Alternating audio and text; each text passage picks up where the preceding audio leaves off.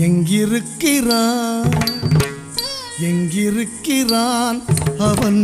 எங்கிருக்கிறான் ஹரி எங்கிருக்கிறான் சொல்லடா எங்கிருக்கிறான் என்ற